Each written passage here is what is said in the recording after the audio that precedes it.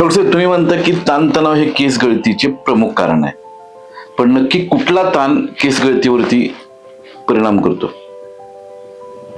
कारण आजकाल तुम्ही बघा प्रत्येकाला कशा ना कशा ताण आहे आणि आजकाल अशी कंडिशन आहे की आपण मोबाईल जरी 10 मिनिटं नाही वापरला तरी आपल्याला ताण येतो आणि आपण ते बघतो की काय आहे, आपण बघतो की नेटवर्क आहे का, बंद पडलाय का.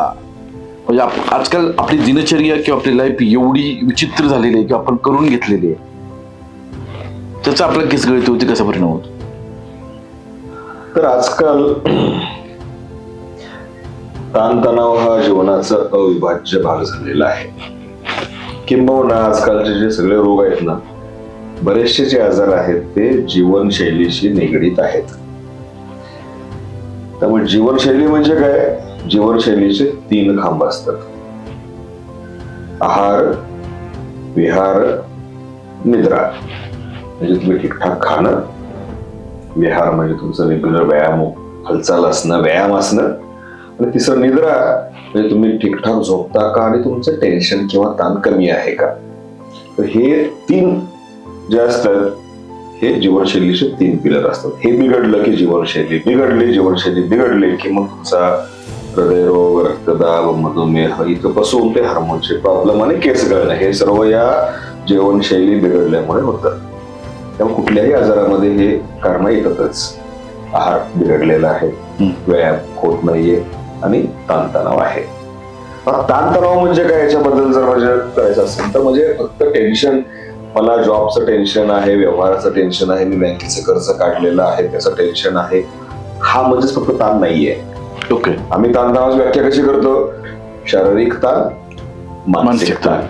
शारीरिक ताण म्हणजे तुम्ही तुमच्या शरीरावर नको इतका जर काही ताण दिला, नको इतका वापर केला, चुकीच्या पद्धतीने वापर केला तर तो झाला शारीरिक ताण. म्हणजे काय? वेळेवर न जेवणे, वेळेवर न झोपणे, 12 तास काम करणे, 18 तास काम करणे. आजकाल तर जे काही मोठे महात्मे संत लोक आहेत ते सांगतायत की तुम्ही आठवड्यातून 60 तास काम करा, 70 तास काम करा, 90 तास काम करा. हा शारीरिक ताणाचा भाग झाला. तर त्यामुळं आता आठवड्याला 70 किंवा 90 तास काम करणं म्हणजे दिवसाला 10-15 तास काम करणं. बरोबर. हे नोकरीमध्ये आपण बाबा त्याचा निषेध करू शकतो, पण ज्याचा स्वतःचा व्यवसाय आहे ते लोक सकाळी 7ला दुकान उघडतात, रात्री 11 पर्यंत दुकान चालवतात, त्याचे झालेच ना 18 तास. तर हा लॉंग वर्किंग आवर हा ताणतणावाचा भाग झाला. अभ्यास खूप करतो आपण, रात्रभर जागरण करतो, ताणतणावाचा भाग झाला. वेळेवर न झोपणे. आता ज्यांची ड्युटी जर बीपीओ मध्ये आहे, नाईट शिफ्ट मध्ये, महिन्यातले 10-15 दिवस तुम्ही नाईट शिफ्ट करताय, हा तुमच्या शरीरावरचा ताण झालाय. त्यानंतर म्हणजे वेळेवर न खाणं, वेळेवर न झोपणं, जास्त काळ काम करणं, हे सर्व शारीरिक प्रवास असणं. तुम्ही महिन्यातले 10-15 दिवस प्रवास करताय, घरापासून दूर राहणं, हा इट्सेल्फ इज स्ट्रेस. मानसिक ताण. मानसिक तणाव ते तुम्ही मोबाईल बघताय, लहान मुलं मोबाईलवर असतात 12-15 घंटे, तो शारीरिक ताण झाला. तो म्हणजे तेवढी विश्रांती होत नाही, तो शरीरावरचा ताण आला. तसं मानसिक ताण, आपण नको इतके विचार करतो. आजकाल म्हणजे आपण रील पाहतो, व्हिडिओज पाहतो, प्रत्येक गोष्टीबद्दल आपण इतक्या इमोशनली म्हणजे कनेक्ट होतो आणि खूप डिस्टर्ब पण होतो, चंचल होतो आपण. हा सर्व मानसिक ताणाचा भाग आहे. आपण फेसबुकवर बघतो, इंस्टाग्रामवर बघतो, मित्रमैत्रिणी जास्त सुंदर दिसते, स्मार्ट दिसते, त्यांची सेल्फी किती छान दिसतात, आपले सेल्फी चांगले नाहीये, आपण त्याचा ताण घेतो. बरोबर. त्यामुळं सोशल मीडियावर इतरांचे रील बघणं, इतरांचे फोटो बघणं, त्याच्यातून स्वतः टेन्शन घेणं, हा एक ताणाचा म्हणजे अलीकडचा खूप मोठा भाग आहे. रात्री 2 पर्यंत आपण झोपत नाही. काय करतोय? रात्री 1 पर्यंत 2 पर्यंत झोपत नाही. आणि एवढं करून तुम्ही काय लय मोठे स्वतःची, घराची, राष्ट्राची प्रगती करताय असं पण नाहीये. तर हा ताणाचा भाग झाला. त्यामुळे आत्ताची जीवनशैली ही वेगवेगळ्या प्रकारे ताणतणाव कारणाशिवाय किंवा विनाकारण ताणतणावाची झालीच आहे. एकेकाळी दिवस मावळला की अख्खं खेडेगाव झोपी जायचं, आजकाल 2च्या आधी कोणी झोपत नाहीये. हा पूर्णच्या पूर्ण पिढीमध्ये हा ताण वाढलेला आहे. मग केस गळती होऊ नये म्हणून या ताणतणावातून मार्ग कसा काढायचा? 2 मार्ग. एक, तुम्ही केसांकडे बघूच नका, टक्कल पडलं तर पडू द्या. त्या प्रॉब्लेमला तुम्ही प्रॉब्लेमच नाही म्हटलं तर तुम्हाला उपचाराची गरज नाही. आणि असतात की अनेक जण टक्कल पडलं तरी त्यांना म्हणजे काही फरक पडत नाही. जर तुम्ही स्वतःच्या लुक बद्दल कॉन्फिडंट असाल, टक्कल असलं तरी तुम्हाला म्हणजे काही फरक पडत नसेल, तुम्हाला कुठल्या उपचाराची गरज नाही. आणि इनफॅक्ट ज्या व्यक्तीला टक्कल पडलेला आहे तर उपचाराची फिकीर वाटत नाही, तो ताणतणाव न घेणारा व्यक्ती आहे. त्यामुळे पण ज्याचे केस गळत आहेत आणि ज्याच्यामध्ये हा ताणतणाव हे कारण असेल तर ताणतणावावर उपचार काय? तर ताणतणावामुळं केस कसे गळतात? तर ताणतणावामुळे शरीरामध्ये विषारी घटक तयार होतात, ऑक्सिडेटिव्ह रेडिकल्स. ते विषारी घटक निचरा करण्यासाठी जे करावं लागतं ते ताणतणावाचं म्हणजे नियंत्रण. म्हणजे कसं? नंबर 1, चांगला आहार पाहिजे, भरपूर विटॅमिन, भाजीपाला, फळं हे जेव्हा तुमच्या खाण्यामध्ये असतात तेव्हा या ताणामुळे, टेन्शनमुळे जे विषारी घटक तयार झालेले असतात आपण ते न्यूट्रलाइज करत असतो. हा पहिला मार्ग. त्यामुळं टेन्शनचा नंबर 1 शत्रू कोण? चांगला आहार. टेन्शनचा शत्रू किंवा त्याच्यावरचा उपचार काय? टेन्शनवरचं औषध काय? चांगलं अन्न. टेन्शनवरचं दुसरं औषध काय? व्यायाम. Exercise is biggest stress buster. त्यामुळे ताणतणाव आला तर माणसानं व्यायाम केला पाहिजे. मी लहानपणी बघायचो तो, म्हणजे त्या काळी पिक्चर आला होता मैंने प्यार किया, तेव्हा पहिल्यांदा हिरो म्हणजे काही राग आला, टेन्शन आलं तर तो म्हणजे व्यायाम करायचा. आणि त्यामुळं कित्येक तरुणांना व्यायामाचं फॅड लागलं होतं, आवड निर्माण झालेली होती. त्यामुळं कुठल्याही ताणतणावावर मार्ग काय? तर चाला, धावा, पळा किंवा व्यायाम करा. हा ताणतणाव कमी करण्याचा हा दुसरा मार्ग आहे. तिसरा मार्ग कुठला ताणतणाव कमी करण्याचा? तिसरा मार्ग आहे की आपल्यापेक्षा खूप कमी वयाच्या किंवा आपल्यापेक्षा खूप जास्त वयाच्या लोकांच्या बरोबर संपर्क साधा, बोला, संवाद साधा. हा टेन्शन कमी करण्याचा मार्ग आहे. का? म्हणजे बोलून मोकळे व्हा. नाही, आपण आपल्या वयाच्या, आपल्या स्टेटसच्या, आपल्या फील्ड मधल्या लोकांच्या बरोबर ओपन होत नाही. आपल्या मनावर बंधन असतं, दडपण असतं. आपल्या बरोबरच्या लोकांसमोर आपल्याला इंस्टाग्राम सारखं दिसायचं असतं, तो आव टिकवायचा असतो. आपण मोकळे कधी होतो? खूप लहान मुलाशी बोलताना आपण लहान मूल व्हायचा प्रयत्न करतो, आणि खूप वयस्कर आजीशी बोलताना आपण तिथे पण मूल व्हायचा प्रयत्न करतो. त्यामुळे आपल्यापेक्षा खूप जास्त वयाच्या, आपल्यापेक्षा खूप कमी वयाच्या लोकांमध्ये मिसळा, तुमचं टेन्शन कमी होते. आणि हे सगळे बिना औषधाचे उपचार आहेत. पुढचा उपचार कुठला जर तुम्हाला ताणतणाव असेल तर स्वतःवर विनोद करा. माणसाचा सगळ्यात मोठा ताण काय असतो? तर लोक काय म्हणतील किंवा लोक मला हसतील. मला सांगा, आपण स्वतःवर लोकांनी कशाला हसायला पाहिजे? आपणच हसूयात ना. त्यामुळे जेव्हा तुम्ही स्वतःवर विनोद करता, स्वतःवर हसता, त्यावेळी तुम्ही या टेन्शनच्या आणि ताणाच्या मोठ्या चक्रातून सुटका करून घेतलेली असते. डॉक्टरांचा हा मुद्दा जर सगळ्यांना समजला ना तर कदाचित 80% लोकांचा ताणतणाव खरंच कमी होईल. कारण सबसे बडा रोग क्या कहेंगे लोग. आणि आपण जोक झाल्यावरती आपण होतो ना, आपल्याला ते आनंद वाटायला, माझी मस्करी करतो, तू माझी मस्करी करतो, मीच माझी मस्करी करतो, हे जेव्हा येईल तेव्हा तुमचा ताणतणाव कमी झालेला असेल. तर ताणतणाव हे एक म्हणजे खूप मोठं कारण आहे. आणि ताणतणावाचं नियंत्रण करणं हा खूप खूप खूप मोठा म्हणजे, मग तुमच्या आवडीच्या गोष्टीमध्ये लक्ष घाला. तुम्हाला चित्र करायला आवडते, तुम्हाला काहीतरी वाजवायला आवडतं, तुम्हाला काहीतरी लिहायला आवडतं, ज्या गोष्टीत तुम्हाला विरंगुळा मिळेल तुम्ही अशा गोष्टीमध्ये तुम्ही वेळ घाला. त्यामुळं ताणतणाव कमी होईल. असंही म्हणतात की ज्या गोष्टीची पॅशन आहे त्या गोष्टीत तुम्ही वेळ घाला. आता पॅशनची व्याख्या काय तुम्हाला माहिती आहे का? पॅशन म्हणजे की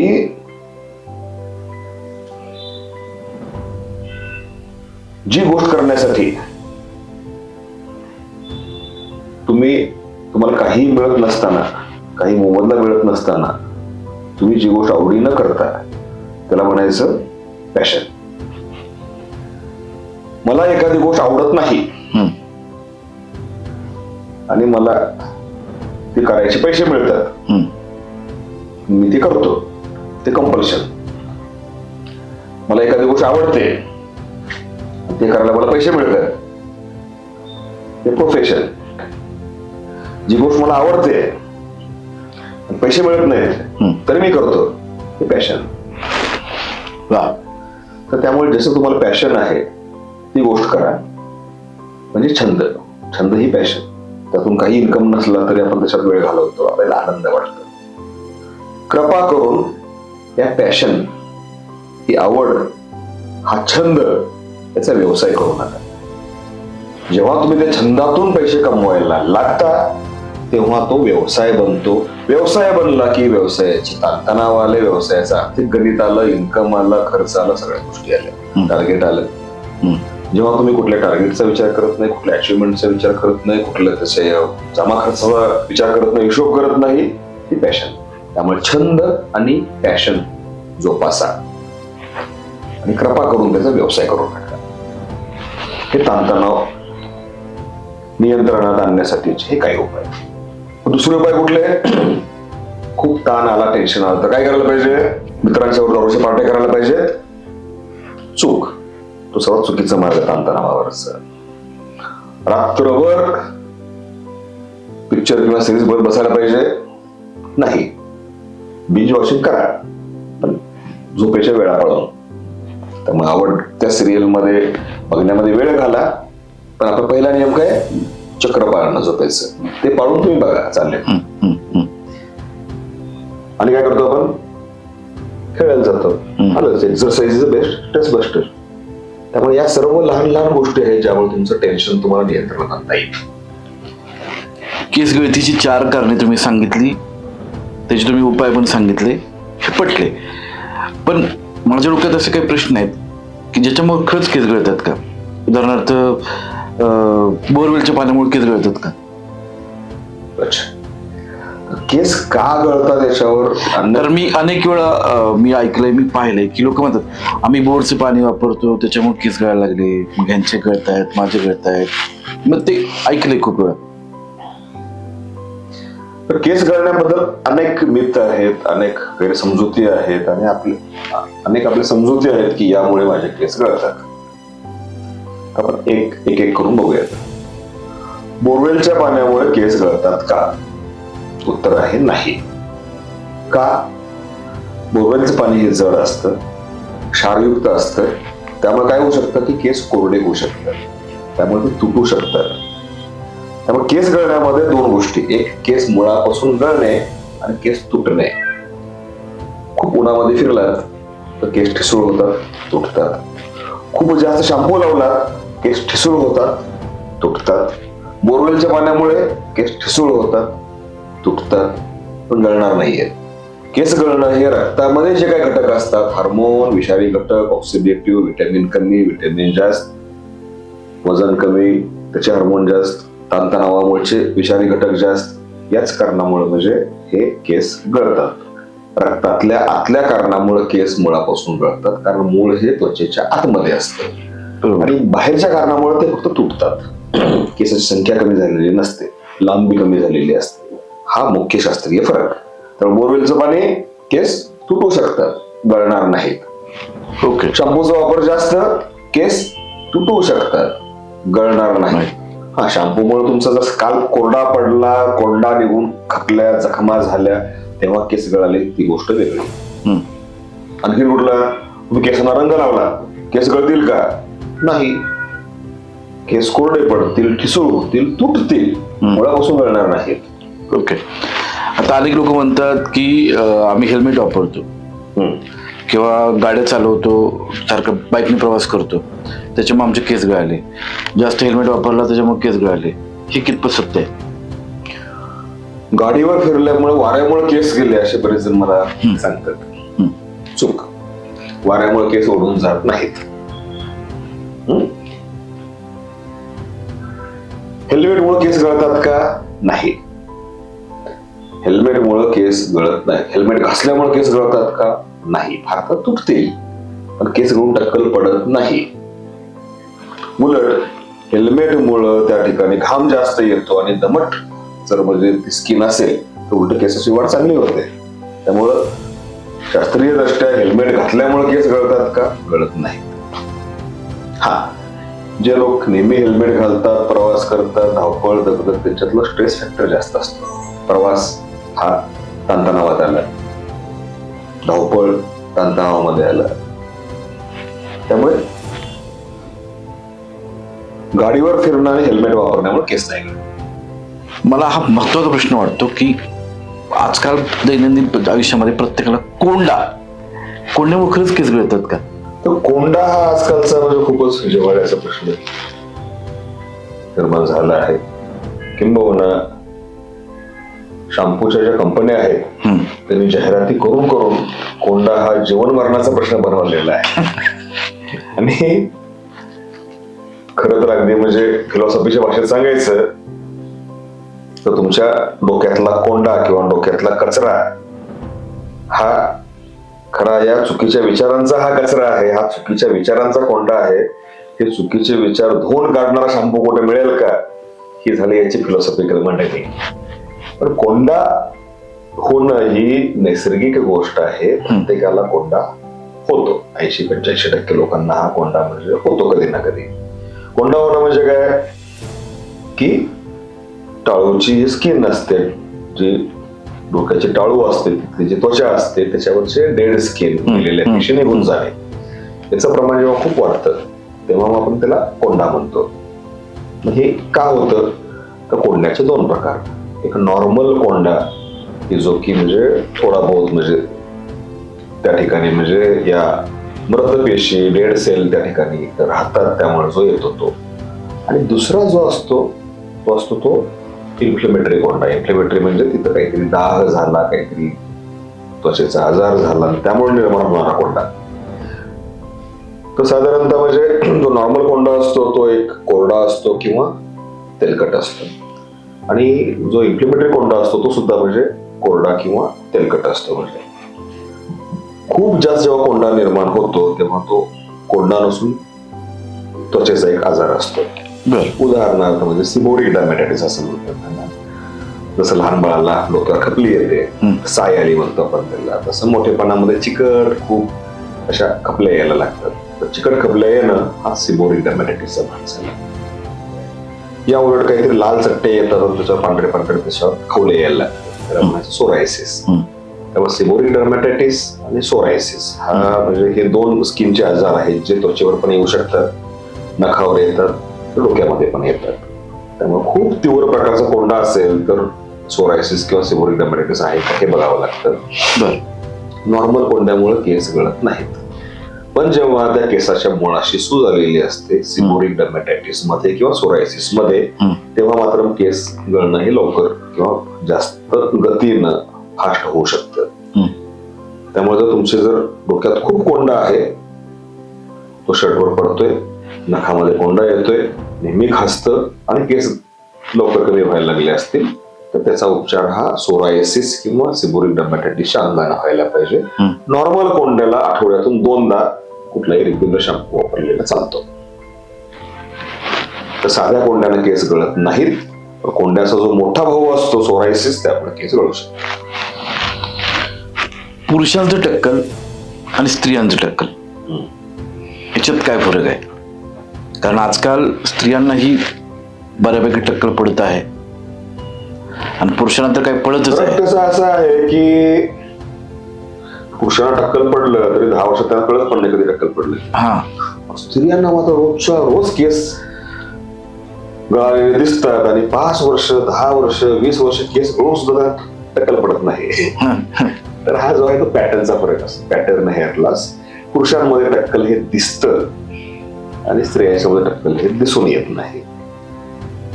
पुरुषांच्या मध्ये इथं 2 त्रिकोण किंवा कपाळ मोठं होणं, 2 त्रिकोण इथं वाढत जाणं किंवा टाळूवर टक्कल पडणं असा पॅटर्न दिसतो. स्त्रियांमध्ये मात्र जी भांग पाडण्याची जी रेष असते, भांगाची जी रेष असते, पार्टिंग लाईन जी असते ती रुंद होत जाते. त्या जिथून भांग पाडतात तिथे टाळू दिसायला लागते. हम्म, हम्म. तर या पुरुषांमध्ये पडणाऱ्या टकलामध्ये किंवा स्त्रियांमध्ये सुद्धा म्हणजे दोन प्रकार, म्हणजे की नॉर्मल केस गळणे म्हणजे डिफ्यूज हेअरफॉल आपण ज्याने पाहिला, पॅटर्न हेअरफॉल. तर डिफ्यूज हेअरफॉल मध्ये काय होतं, डिफ्यूज हेअरफॉल मध्ये हे हार्मोन, अनुवंशिकता, आहार आणि ताणतणाव यामुळे हे सर्वच केस गळायला लागलेले असतात. ओके. पॅटर्न हेअरफॉल मध्ये हे युजली हार्मोनमुळे होतात. हार्मोनमुळे काय व्हायला लागतं तर ते केस लहान लहान व्हायला लागतात.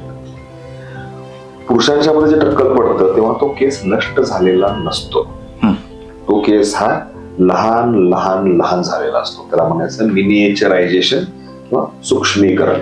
ओके. तो केस इतका लहान होतो की तो काही लांबून दिसत नाही, खालची स्किन दिसायला लागते, टक्कल वाटतं. तुम्ही जर सूक्ष्मदर्शकाखाली पाहिलं, लेन्स घेऊन पाहिलं, भिंग घेऊन पाहिलं तर त्या टकलावर केस अजून जिवंत असतात. त्यामुळं पॅटर्न हेअर लॉस मध्ये, हार्मोनमुळे होणाऱ्या हेअर लॉस मध्ये केस नष्ट होत नाहीत, गळून पडत नाहीत, ते उलट लहान लहान होऊन जागेवरच असतात. त्यांना परत आपल्याला एका ठराविक काळापर्यंत त्यांना आपल्याला जिवंत करता येतं. म्हणजे आपल्याला सगळ्यांना जगण्यासाठी पाणी लागतं. रोज आपण किती पाणी प्यायला पाहिजे? कारण केस गळती आणि पाणी याचं काही कनेक्शन आहे का? दोन वेगळे मुद्दे आहेत. केस गळणं आणि पाणी याचा संबंध नाही. ओके. पहिलं, पण पाणी पिणं आवश्यक आहे आरोग्यासाठी. पाणी किती पिलं पाहिजे तर प्रत्येक 2 तासाला लघवी व्हायला पाहिजे. जेव्हा 12-14 तास जागे असतात, 6 वेळा 8 वेळा दिवसातून लघवी व्हायला पाहिजे. 2-2 तासांनी इतपत पाणी पिणं आवश्यक आहे. ओके. सध्या एक जाहिरातींचा प्रचंड सुसुवाट सुरू आहे. आदिवासी तेल, एवढ्या दिवसात आम्ही केस हे करतो. हे कितपत खरं आहे? कारण लोक बोलतायत, अनेक सेलिब्रिटी आमच्या क्षेत्रात त्याला तिकडे गेले, त्याच्या जाहिराती केल्या आणि ते तुम्ही एकदा ती जाहिरात पाहिली सोशल मीडियावरती की सारखं सारखं ते आदिवासी तेल, काही बाबी येतात अशा वेळेने करतात, हे देखून असं हे मला खूप प्रश्न पडलाय तो एकंदरीत त्या विषयावरती. तर याबद्दल तुम्ही काय सांगाल मला?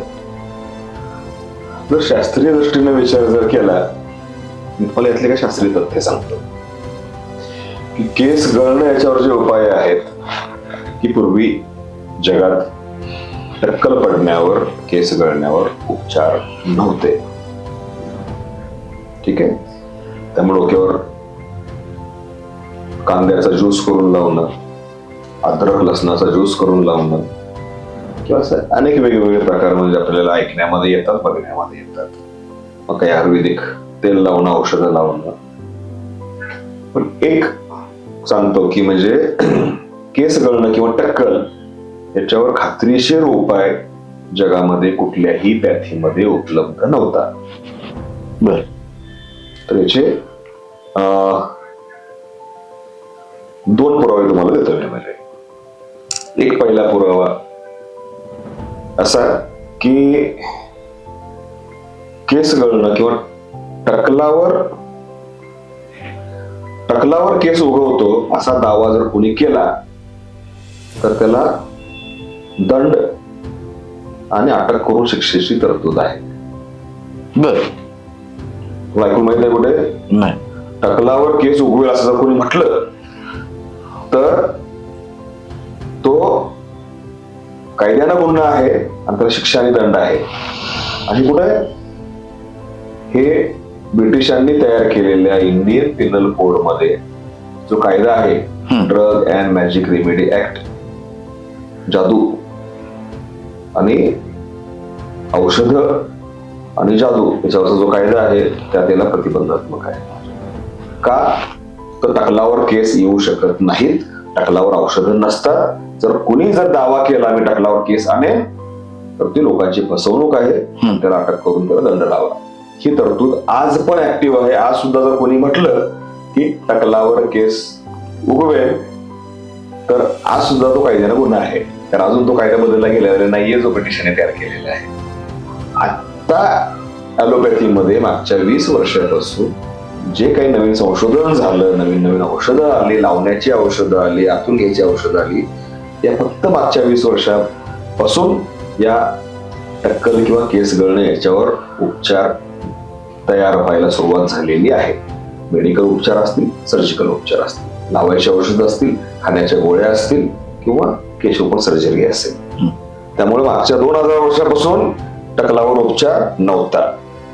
मागच्या 20 वर्षामध्ये टकलावर उपचार आलेले आहेत, ते पण ॲलोपॅथीमध्ये आलेले आहेत. त्यामुळे बाकी तुम्ही ज्या काही कुठल्या गोष्टी ऐकलेल्या असतील त्या 2000 वर्षापूर्वी नव्हत्या आणि ब्रिटिशांनी त्याची खात्री करून असा उपचार करण्याचा दावा करणाऱ्यांना शिक्षेची तरतूद केलेली आहे. त्यामुळे हे सर्व गोष्टी म्हणजे शास्त्रीय आहेत. थोडा बहुत फरक असेल पण त्याला औषध म्हणून मान्यता मिळणे इतका इफेक्ट त्याला नाही. आणि दुसरा पुरावा तुम्हाला देतो की पूर्वीच्या काळी मोठे मोठे राजवैद्य होते, सर्व पॅथिया 1000-2000 वर्षापासून होत्या. पण आपले सर्व देव हे मुकुट घालायचे, आपले सर्व राजे राजवाडे हे टोप किंवा मुकुट घालायचे, सर्व सरदार पगडी बांधायचे आणि सर्व पुरुष हे टोपी किंवा पगडी घालतात, फेटे घालतात किंवा टोपी घालतात. का? जरी पगडी मुकुट हा मानाचा विषय जरी मानला असला तरी तो केवळ आणि केवळ टक्कल झाकण्याचा विषय आहे. त्यामुळे मी शेवटी असं म्हणेन की पूर्वीच्या काळी जगात उपचार नव्हता, आत्ताच फक्त उपचार आलेला आहे. त्यामुळे पुराणामध्ये तुम्ही जर पुराणातला उपचार हा मुकुट, इतिहासामधला उपचार हा पेठे आणि आधुनिक उपचार हा फक्त ढेपे. याचा अर्थ आपल्या डोक्यावरती केस येणार आहेत आणि लवकरच या ठिकाणी 400 चे 4000 4 लाख असे होतल्याची आता मी अपेक्षा बाळगतो. त्यामुळे म्हणजे सचिन भाऊ मी असं म्हणतो की बाबा जेव्हा केस गेले तर माणसाला वाटत असतं की केस गेले म्हणजे गॉन केस. असं नाही, हे केस परत आणता येतात, परत उगवता येतात किंवा परत ते लावता येतात. आपण त्यावरच बोलत आहोत. तर बंधू भगिनींनो, हे सगळं एवढं ज्ञान नॉलेज का घेतलं? कारण केसाची समस्या मला स्वतःला ऑलरेडी आहे आणि मला स्वतःला ही केस रोपण करायचे का काय याची म्हटलं पहिली खात्री करावी. याचं सगळं प्रॉपर गांभीर्य किती आहे, याच्या खोलात जावं, याचे बारकावे जाणून घ्यावेत. म्हणून मी जिन सरांना भेटायला आलो. ते माझे फ्रेंड आहेत, हा भाग वेगळा. पण आजकाल केसाच्या समस्या प्रत्येकाला आहेत आणि प्रत्येकाला याचं खरंच नॉलेज काय आहे ते मिळावं, ह्यासाठी एवढा सगळा अट्टहास केला होता. आता मगाशी म्हटल्याप्रमाणे डोक्यावरती 400 केस आहेत, त्याचे आपण 4000 लाखभर काहीतरी होतील डॉक्टरांच्या आशीर्वादानं. आणि पुढे ती प्रोसेस कशी आहे हे आपण पुढच्या भागात बघूच. पण कुठेही केसांचा इलाज करण्यापूर्वी प्रथम खात्री करून घ्या, सगळे प्रश्न विचारा, जाणून घ्या, माहिती करून घ्या आणि मगच तो उपाय करून घ्या. कारण आजकाल फसवी जाहिरात्या खूप आहेत आणि आपण तिथं फसतो, पैसे जातात आणि अजून आपल्याला पश्चाताप होतो आणि जे लोकांना 4 केस राहिलेत तेही जातात. धन्यवाद. जय हिंद, जय महाराष्ट्र, जय शिवराय, जय शिवराज. नमस्कार.